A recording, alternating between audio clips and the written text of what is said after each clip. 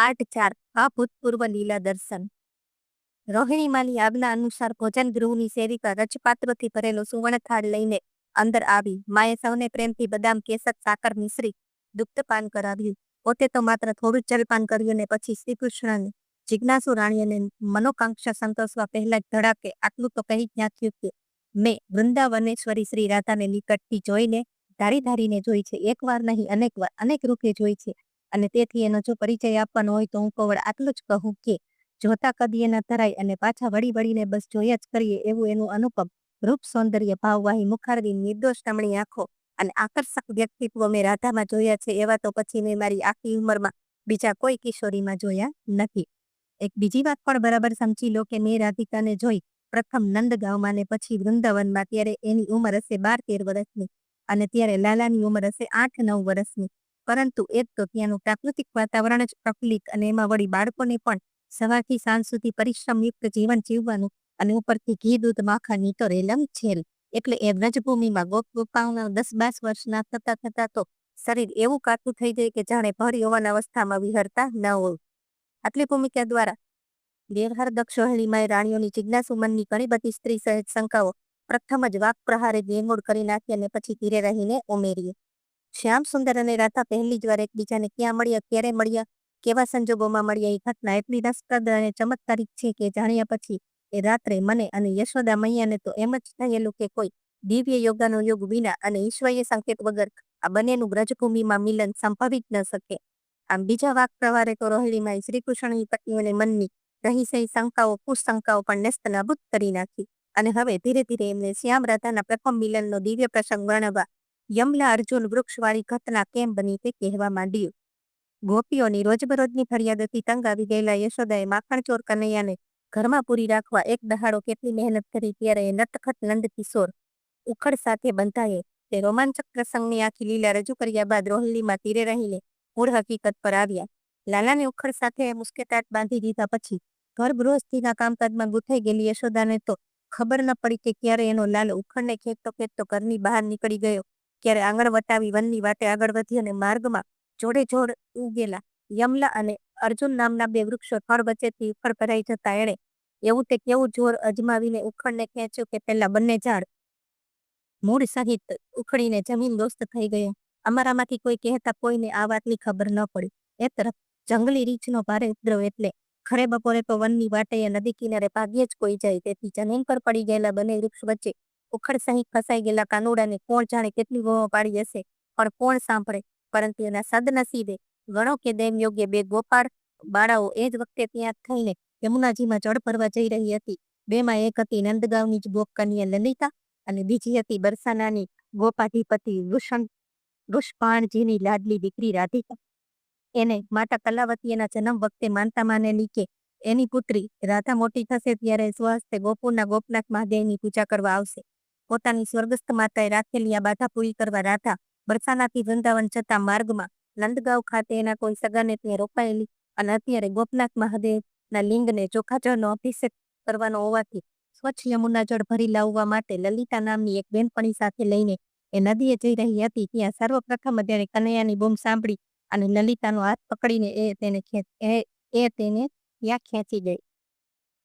લલિતાનો હાથ પકડીને એને ત્યાં ખેંચી ગઈ અને આમ ઉખડથી બંધાયેલી હાલતમાં જમીન પર ચતાપાટ પડેલા કનૈયાએ પહેલી જ વાર આ કોઈ અજાણી ગોપિકાને સન્મુખ આવીને ઉભેલી જોઈ। પોતે કંઈ પણ પૂછે એ પહેલા તો લલિતાએ પેલીના કાનમાં કોણ જાણે સુઈ કહ્યું કે શરમથી લાલચોળ થઈ ગયેલી એ દોડીને લાલા પાસે બેસી ગઈ અને એને ઝુરફામાં ભરાઈ ગયેલી ધૂળ પોતાની નાજુક આંગળીઓ વડે સાફ કરતા બોલી, એમ તો તું છે નંદનો છોડ, તારા પરાક્રમોની ને તોફાની તો ખૂબ વાતો મને લલિતાએ કહી છે કાના, તું કેમ કરીને પડી ગયો, તને વાગ્યું તો નથી ને? રૂપાની ગંધલી જેવા એના અવાજથી પ્રભાવિત થઈ ગયેલો લાલો તો એકી ટસે એને નીરખી રહ્યો હતો। ત્યાં લલિતાએ અજાણી ગોપીની ઓળખાણ આપી અને પછી તો બેઠા થઈ ગયેલા કાનકુંવરે પોતે આ 2 ઝાડ કેવી રીતે પાડી નાખ્યા એના પરાક્રમની વાત કહી।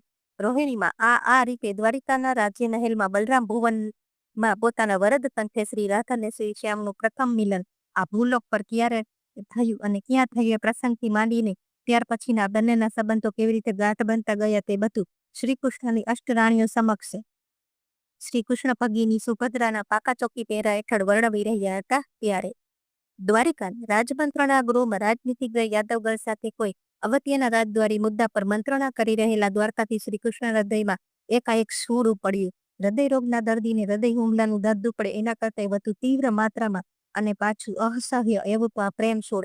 રામબાણ વાગ્યા હોય તે જ જાણે નીચે માવા. પ્રેમ સૂરની પીડા તો એ જ સમજી શકે જેણે જીવનમાં ક્યારે આ જાતના દિવ્ય પ્રણય ભાવનો રોમાંચ અનુભવ્યો હોય અને જીવનભર પોતાના પ્રિય પાત્રના વિરાગનમ્ય તપીને તપ્ત થયેલું જેનું હૃદય આ જાતના માનસિક વિચાર ભાવ સંક્રમણ ને ઝીલવા માટે જેટલી ઉચ્ચ કક્ષાએ પહોંચી ચૂકી હોય તેને જવું દિવ્યદીપ પ્રેમ સૂર ઉપડે. શ્યામ સુંદર આવી પરમ કોટીના માનવેન્દ્ર હતા તેથી પહેલી જ વાર ઉપડેલા પ્રેમ સૂરની રોમાંચક પીડાથી તેમના નેત્રો બીડાઈ ગયા. શરીરમાં જાણે કોઈક અલૌકિક વિદ્યુત પ્રવાહ પસાર થઈ ન રહ્યો હોય તેમ ગીતધારી ઘનશ્યામ સમસ્ત શ્રી અંગમાં તન્મનાટ વ્યાપી ગયો. પરશિયાળે શ્રી કૃષ્ણનું શરીર પરસેવે રેપઝેપ થઈ ગયું અને આધ્યાત્મિક હર્ષોલ્લાસથી એનું મુખરદી એવું તો ચઢવું ઉઠ્યું કે દ્વારિકાધીશનું આવું દૈદિત્યમાન સ્વરૂપ પહેલી જ વાર નજરે નિહાળીને મંત્રાણા ગૃહમાં ઉપસ્થિત યાદવો તુરંતર જ નહીં ખુદ દાઉ બલરામ પણ દ્વિગ્મુખ થઈ ગયા. બધા વિસ્ફારિક નાઈને શ્યામ સુંદરને નીચી રહ્યા. જરૂર કઈ અકલ્પનીય અને અગમ્ય ઘટના ધરતી પર બની રહી છે એટલું સમજી જતા દાઉજીને વાર ન લાગી. ભૂતકાળમાં આવું 2-4 વાર બનેલું અને એમણે નજરે જોયું હતું.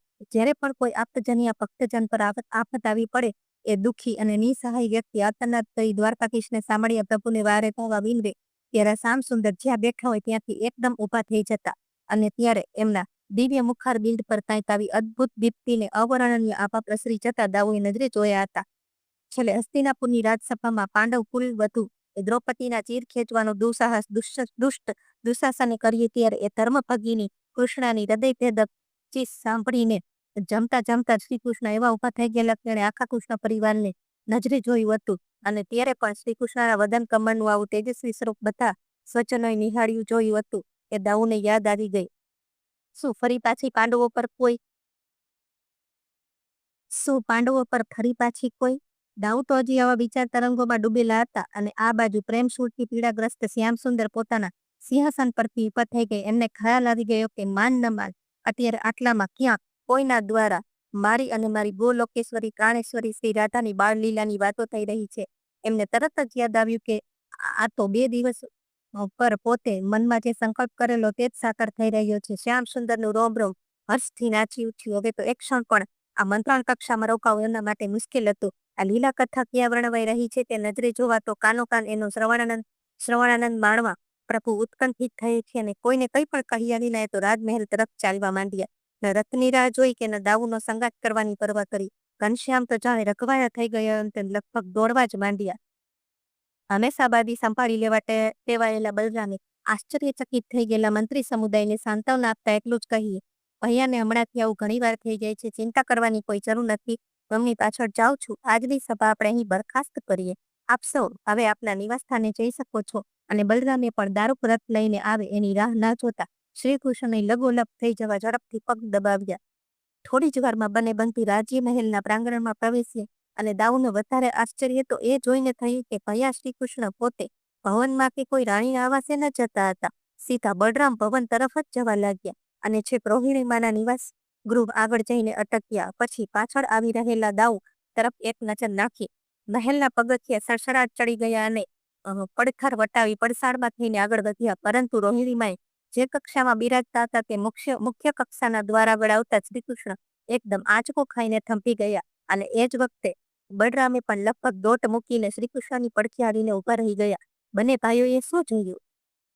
માતૃશ્રીના નિવાસસ્થાનના પ્રવેશ દ્વારની વચ્ચોવચ્ચ ઉંબરા પર 2 પગ મૂકી અને બંને બાજુની બારસાકો પર 2 હાથ ટેકવી લે બંને ભાઈઓની લાડલી બહેન સુભદ્રા લગભગ ધ્યાનસ્થ દશામાં અર્થબિડલ નયને અવાચક ઊભી હતી.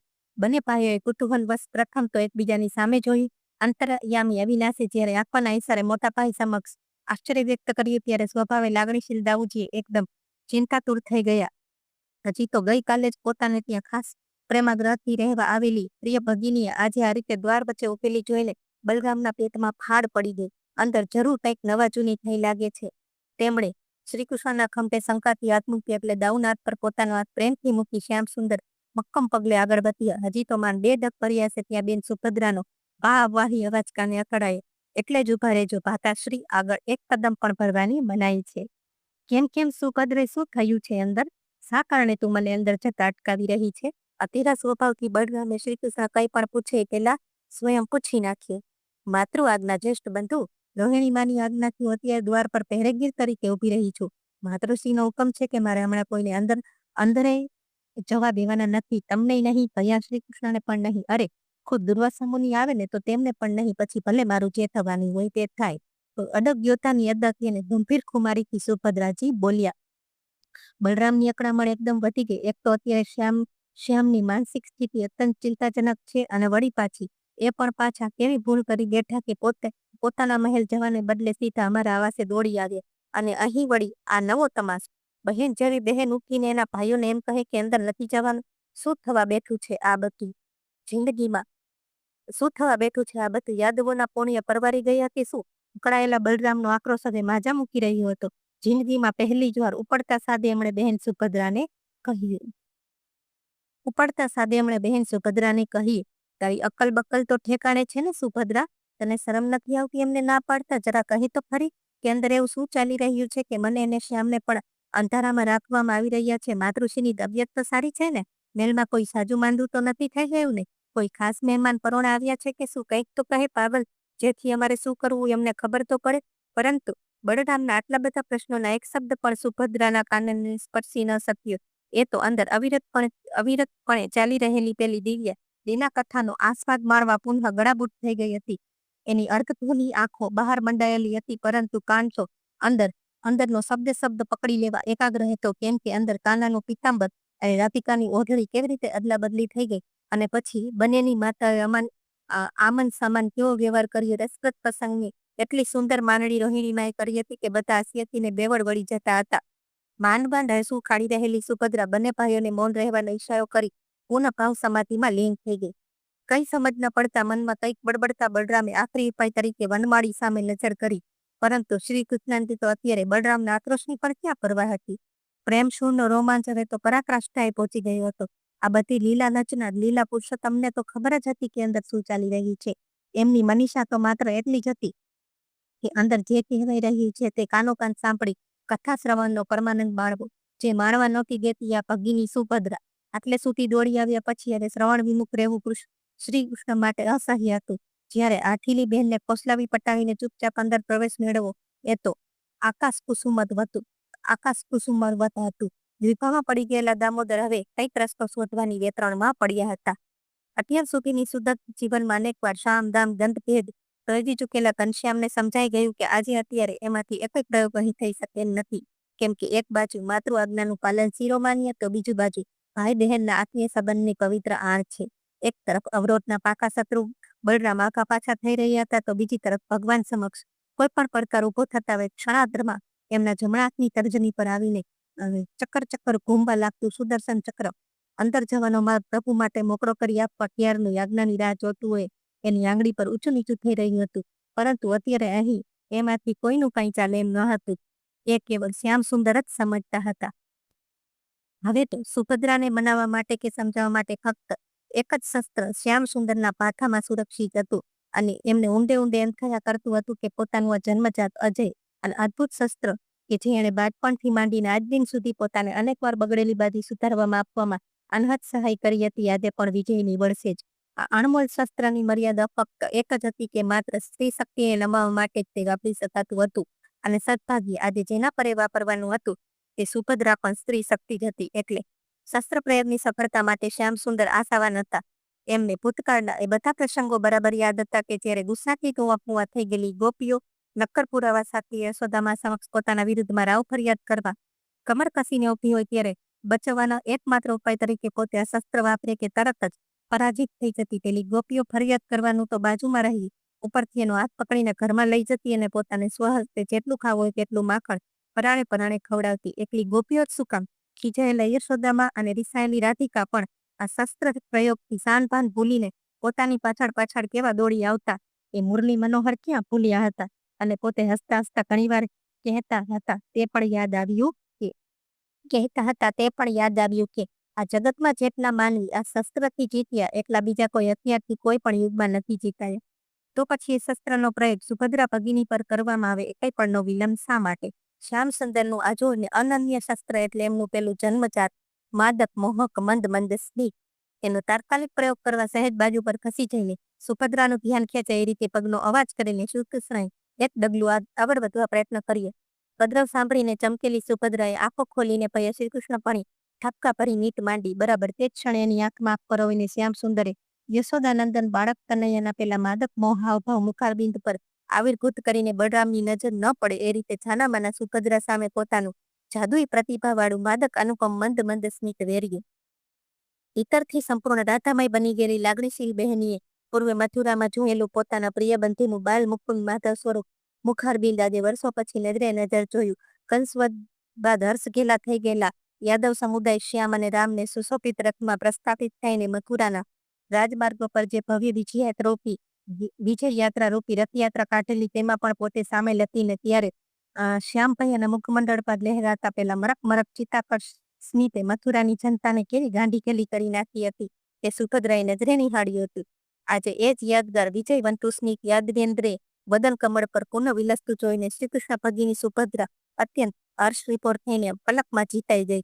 શ્યામસુંદરને તો આટલું જ કરવું હતું અને આટલું જ જોઈતું હતું. અડધું કામ આગળ વધીને મનમોહને બહેન સુભદ્રાને એકલી જ સાંભળે એટલા માટે તીઘાસ્વરે કહ્યું, સુભદ્રે, માતેશ્વરીની આજ્ઞા શિરોમાની, અમે અંદર નહીં જઈએ બસ, પરંતુ અહીં બહાર ઊભા તારી જેમ થોડું ઘણું સાંભળીએ તો એમાં અંધાપંગ ન થયો ગણાય હો ને. ભાવ સમાધિ લીન સુભદ્રામાં તો પ્રત્યુત્તર આપવા જેટલાય હોશપોશ ક્યાં રહ્યા હતા. એને તો કેવળ એટલું જ યાદ હતું કે કોઈ અંદર આવવું ન જોઈએ અને કથા ભંગ થવો ન જોઈએ. તો પછી અહીં બહારની બાજુ ઊભા રહી ભાઈશ્રીએ જો સાંભળવા આતુર હોય તો છોને સાંભળતા. આખરે તો આ એમના જ બાળપણની બધી લીલા કથાઓ છે ને, એટલે એમનાથી અને દાઉજી ક્યાંક કશું અજાણ્યું છે.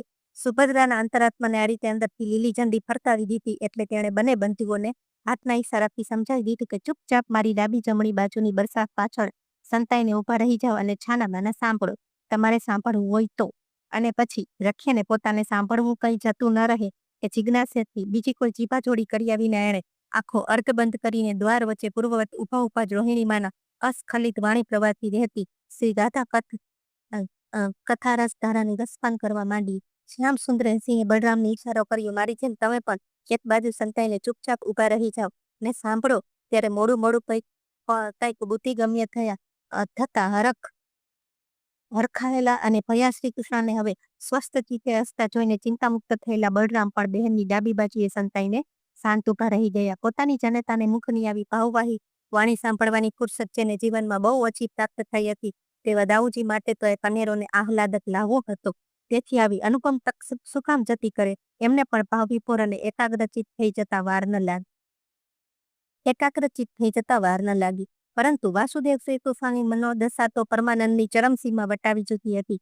કેમ કે છેલ્લા કેટલાય દિવસોથી જે અવર્ણનીય રાગો મહાભાવની અનુભૂતિ પોતે એકલા માણી રહ્યા હતા તેનો કંઈક સંસ્પર્શ હવે પોતાની અષ્ટગાણીઓને પાત્રા ભગિનીના હૃદયને પણ ભાવથી ભીંજવી રહ્યો હતો. એ ઘટનાનું પ્રત્યક્ષ દર્શન જ એમના માટે તો કૃષ્ણ અવતારની સફળતાનું ઘોતક હતું અને તેથી તેઓ તો અત્યારે આખા બ્રહ્માંડનો ભાર બાજુ પર મૂકી દઈને બસ અંદરથી અસ્ખલિત વહી આવતી રોહિણીમાની અમૃતવાણીનું રસપાન કરવા તન્મય થઈ ગયા હતા. આહા, આ તે પેલો પ્રસંગ વર્ણવાઈ રહ્યો છે ને થાય. શ્યામસુંદર મનમાં વધ્યા અને રસપ્રદ પ્રસંગ સાંભળવા ઉત્કંઠિત થઈ ગયા. રોહિણીમાં કહી રહ્યા હતા, કનૈયા સાથે રાધાનું સપણ કરતા પહેલા રાધાની માએ નંદ બાબાના ધન વૈભવનો તાગ મેળવવાની અટ પકડી અને પોતાના પતિ વૃષભાવજીને કહી દીધું કે મારી પાસે અતિ મૂલ્યવાન જે 5 નકલંક મોતી છે તેવા એક મોતીની માળા જો નંદરાય મારી રાધા માટે મોકલાવે તો જ હું એમના શ્યામ સાથે મારી રાધાનું સપણ કરું. અને સ્ત્રી આંખ આગળ હારી ગયેલા રાધાના પિતાએ પોતાની બહેન સાથે પેલા 5 કિંમતી મોતી નંદરાયને મોકલીને કહેરાવ્યું કે અમારી રાધા આવા મોતીની માળા પહેરવાની જીદ પકડી છે. તમે તો વ્રજરાજ છો, તમારે ત્યાં તો આવી અનેક માળાઓ હશે, એમાંથી એકાદ માળા મોકલી આપવા કૃપા કરશો. નંદ યશોદા તો મનમાં ખૂબ જ લજ્જિત થઈ ગયા. આવું એકાદું પાણીદાર મોતી પણ જેમની પાસે ન હતું તે નંદરાય આવા મોતીની આખી માળા મોકલવાની વાત સાંભળીને ઉદાસ થઈ ગયા. હવે તો રાધા સાથે મારા કાનુડાનું વેવિશાળ થઈ રહી. તો નિશ્વાસ નાખીને નિરાશ થઈ ગયેલા યશોદાજી પણ લમણે હાથ દઈને બેસી ગયા. સાંજે ગાયો ચારીને ઘેર પાછા ફરેલા ગોવિંદે મા અને બાપ બંનેને ઉદાસ જોઈને ચિંતાનું કારણ પૂછ્યું અને કારણ જાણ્યા પછી, ઓહો, એમાં શી મોટી વાત છે, લાવો એ 5 મોતી મને આપી દો, હું હમણાં જેની ખેતી કરું છું તમે જોજો એમાંથી અનેક મોતી થઈ જાય છે કે નહીં. કહેતા કહેતા લાલાએ તો નંદબાબાના હાથમાંથી 5 મોતી ઝૂંટવી લીધા ને જય ભાગ્યો અમુના તટે. નંદરાય તો બૂમો પાડતા પાડતા ઊંચે શ્વાસ પાછળ પાછળ દોડ્યા અને આપણી ફાફડી થઈ ગયેલી યશોદા દોડતી આવી મારી પાસે. રોહિણીમાં એની લાક્ષણિકતા શૈલીમાં અદ્ભુત પ્રસંગ મન મૂકીને જ્યારે વર્ણવી રહ્યા હતા ત્યારે બીજી બાજુ ભારે થઈ. ઘણા લાંબા સમયથી દ્વારકાપુરી ન પધારેલા દેવર્ષિ નારદજી ઓચિંતું ભગવાન દ્વારકાધીશનું કોઈ કામ આવી પડતા તેઓ દેવલોકનો સંદેશો લઈને સીધા દ્વારિકા આવી પહોંચ્યા. નારાયણ નારાયણનો જાપ જપતા મુનિવર તો સીધા રાજ દરબારમાં ગયા, કેમ કે એમને ખ્યાલ હતો કે મોટે ભાગે આ સમયે તો પ્રભુ દરબાર ધરીને જ બેઠા હોય છે. રાજસભા ગૃહના મુખ્ય દરબારને દેવર્ષિનું અભિવાદન કરીને સમાચાર આપ્યા કે આજે તો સભા ઓચિંતી બરખાસ્ત કરીને મહારાજ ક્યારના મહેલે સીધાવી ગયા છે. સ્વામીની તબિયત કંઈક અસ્વસ્થ જણાતી હતી એટલે દાઉ મહારાજ પણ એમની સાથે ગયા છે. આટલું સાંભળ્યા પછી પ્રભુના પરમ ભક્ત નારદજી એક પણ ક્ષણનો વિલંબ કરે ખરા? વળી એમને તો સર્વત્ર અબાધિત ગતિ કરવાનું ચિરકાલીન વરદાન. પ્રભુ કદાચ અંતઃપુરમાં પધાર્યા હોય તો પણ ત્યાં પણ પહોંચી જવાનો એમને તો ઈશ્વરદત્ત અધિકાર. એટલે અંતર્યામીને શોધતા શોધતા નારદજી તો આવી પહોંચ્યા રોહિણીમાના નિવાસ સ્થાને. પણ આ શું, પ્રવેશ દ્વાર આગળ કેવું અદ્ભુત દ્રશ્ય! અનિર્વચનીય મહાભાવ અવસ્થાએ પહોંચી ગયેલા ત્રણેય ભાઈ બહેન શ્રી કૃષ્ણ, બલરામ અને સુભદ્રા નિશ્ચલ નિર્વાક સ્પંદન રહી જાણે સંગેમરમરની 3 સાક્ષાત મૂર્તિઓ.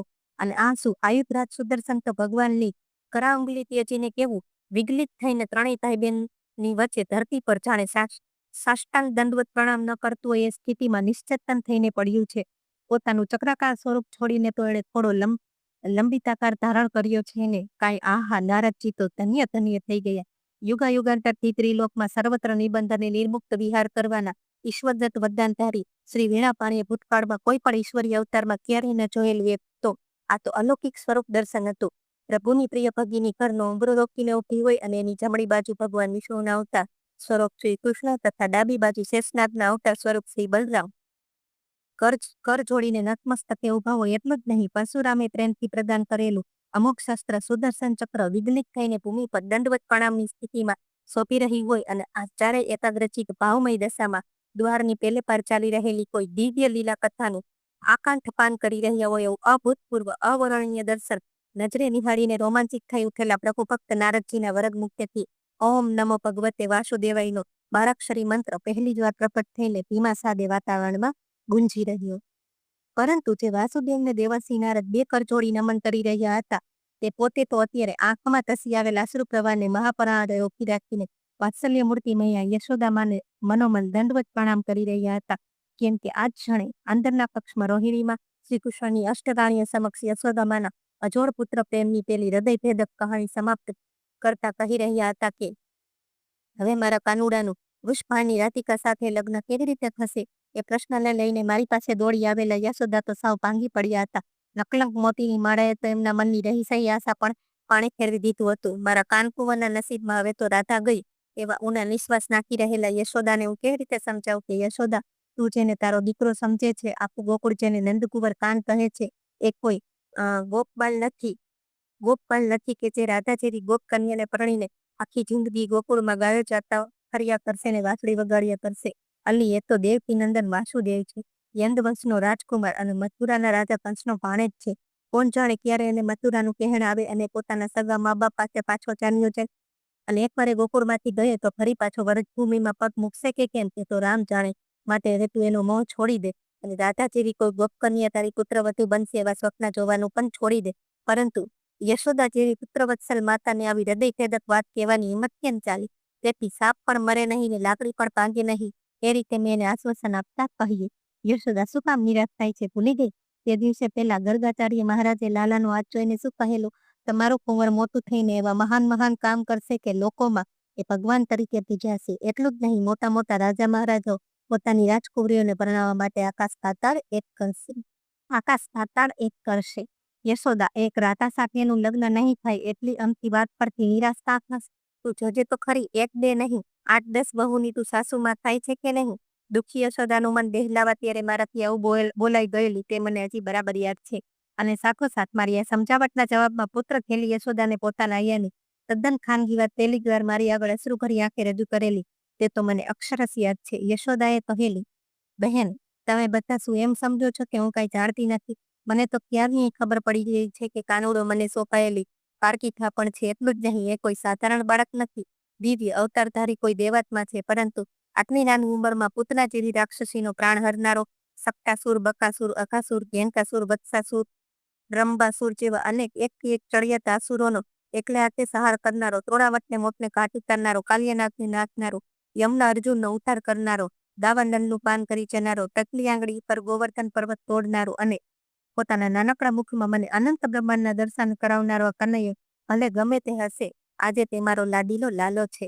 યશોદાનંદન નંદકુંવર તરીકે ઓળખાય છે એટલું જ યાદ રાખીને બહેન, હું તો દાડા કાઢું છું. કાલે ઉઠીને ભલે મોટો રાજા બની જાય અને 8, 10, શું 18 રાણીઓ જોને કરતો, મારે એની સાથે ક્યાં કોઈ લેવા દેવા છે? મારે એની સાથે કોઈ લેવા દેવા નથી. હું તો સાદી સીધી એક જ વાત સમજુ છું કે કોઈ પણ ભોગે એનું પહેલું લગ્ન આ રાધા સાથે થઈ જશે તો મારી તમામ ચિંતાઓનો આપોઆપ અંત આવી જશે. યશોદાની આ વાત મને બહુ સ્પષ્ટ સમજાય નહીં, તેથી મેં આશ્ચર્યભાવે પૂછ્યું કે કનૈયો રાધા સાથે લગ્ન કરે તેથી તમારી ચિંતાનો અંત આવી જાય એવી કેવી રીતે? તેણે ખૂબ ધીમા અવાજે કહ્યું, રોહિણી, રાધા સાથે એનું લગ્ન કર્યું હશે તો પછી અહીંથી ગમે તેટલો દૂર જશે તોય મહિને 2 મહિને પણ અહીંયા આવ્યા વિના રહી નહીં શકે. એને અમારી એટલી બધી ચિંતા છે કે રાધા વહુને તો અમારી સેવા ચાકરી કરવા અહીં મૂકીને જ જશે. એને તો ખબર જ છે કે આખી વ્રજભૂમિમાં એક રાધા જેવી પ્રેમાળ લાગણીશીલ છે જે તડપણમાં અમારી લાકડી બનીને અમને સાચવશે. અને તેથી જો રાધા વહુ અમારી પાસે રહે તો કાનુડો એને મળવા આવ્યા વિના રહેવાનો નથી. બાકી તો બહેન, એ ગમે તેટલી રાજકુંવરીને પરણે એમાંથી કોઈ યશોદા સાસુમાની ચાકરી કરવા કે મારી ગાયોને દોવા ઓછી અહીં આવવાની છે. માટે હું તમને 2 હાથ જોડીને વિનવું છું કે તમે રાધાની મા પાસે જાઓ, એટલે મોતીની માળાવાળી વાત જતી કરવા સમજાવો. ગમે તેમ કરો પણ મારો કાનુડો આ રાધાને ઝટ પરણી જાય એવો કોઈ રસ્તો શોધી કાઢે. કહેતા કહેતા યશોદાજી તો ધ્રુસકે ને ધ્રુસકે રડી પડ્યા. અને આ બાજુ યશોદામાએ વર્ષો પહેલા રોહિણીમાને કહેલું આ રહસ્ય આજે પહેલી જ વાર કાનો કાન સાંભળીને અત્યંત ભાવવિભોર થઈ ગયેલા દ્વારકાધીશ બંને બંધા આંખો આંસુથી છલકાઈ ગઈ. ધન્ય છે માથી યશોદા, આટલું બધું જાણતી હોવા છતાં માં તે સાવ અજાણ હોવાનો ઢંગ કરીને મને ઠેઠ સુધી અંધારામાં રાખ્યો. અરે રે, મેં અનેકની મનોકામના પરિપૂર્ણ કરી પણ એક તારી અંતરની ઈચ્છા પૂરી ન કરી શકીએ. આ ક્ષમ્ય અપરાધ બદલ હે જગદંબા, તું મને માફ કરજે. 2 હાથ જોડીને વાત્સલ્ય મૂર્તિ યશોદા મૈયાની ક્ષમા માંગી રહેલા શ્રીકૃષ્ણના કર્ણપટલ પર બરાબર એ જ વખતે ઓમ નમો ભગવતે વાસુદેવાયના શબ્દચાર અથડાયા. ચમકીને પ્રભુએ જેવા નેત્ર ખોલ્યા કે તરત જ પરાણે ખાડી રહેલો અશ્રુ પ્રભાવ આંખમાંથી વહેવા લાગ્યો, જે જોઈને ગદગદ થઈ ગયેલા દેવર્ષિ નારદજી વિનાટંકાર થઈ ગઈને મોટેથી બોલી ઉઠાયું, નારાયણ નારાયણ, મારા પ્રભુ નમો નારાયણ. વિનાટંકાર સહ થઈ રહેલો નારાયણ નારાયણનો અવરિત જાપ સાંભળીને સુભદ્રાજી અને બલરામજી પણ તક્ષણ આંખો ખોલી અને મુનિવરને પ્રણામ કર્યા. બીજી બાજુ અંદરના કક્ષમાં યશોદામાનો પુત્રપ્રેમની લીલા કથા વર્ણતા અત્યંત લાગણીશીલ થઈ ગયેલા રોહિણીમાએ જલપાન કરવાની જરૂર પડી તેથી કે અટક્યા. અને તે જ વખતે એમના કાને પણ નારાયણ જાપ સાંભળતા દેવર્ષિ નારદ પધાર્યા લાગે છે એમ કહેતા રોહિણીમાં સફારા ઊભા થઈ ગયા. આ નારદજી અત્યારે જ આવવાનું સૂઝ્યું એવો મનમાં બડાપો કરતી શ્રી કૃષ્ણની 7 રાણીઓ પણ ઊભી થઈ ગઈ. દ્વાર ભણી જવા ઈચ્છતા રોહિણીમાં હાથનો ટેકો આપીને રૂકમણીને તેમને ધીરે ધીરે દોર્યા એટલે બાકીની રાણીઓ પણ તેમની પાછળ પાછળ જવા મનમાં પારે અજંપો અને અધીરાઈ જાગેલા તેમના પરાણે દબાવી રાખીને આગળ વધવા લાચાર બની. વિસ્મિત વદને વંદના વીણા પાણી જપનાદ, વિશ્વેશ્વર અદ્ભુત લીલા યુગ યુગ રહેશે યાદ. દ્વારે પ્રહરી બહેનડી દંડવત ચક્ર પ્રણામ, નતમસ્તક નટવર ઉભા કરજોડી બલરામ.